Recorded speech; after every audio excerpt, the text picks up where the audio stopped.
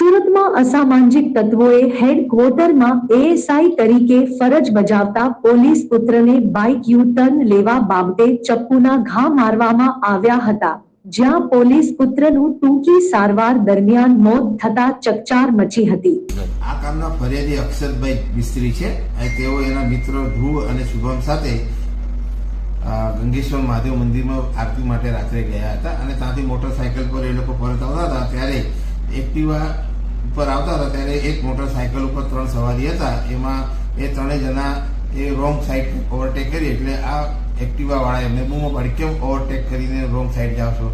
જેથી આ લોકો ગાળ ઊભી રાખીને અંદર ગાળાગળત થઈ. એમાં પછી આ કામે જે બાઇક ઉપર જતા હતા એને એના ભાઈ ધનરાજ છે એને ફોન કર્યો.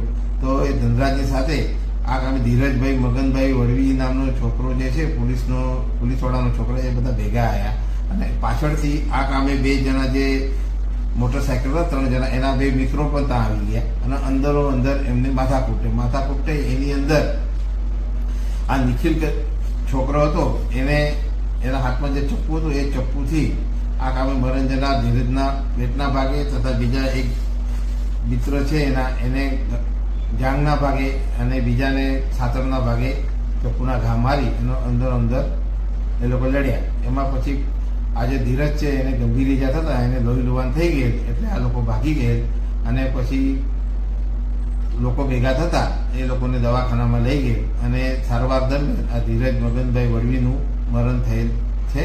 એ ખૂનનો ગુનો બનેલ તો ગુનો દાખલ કરવામાં આવેલ છે અને આરોપીની તપાસ ચાલુ છે.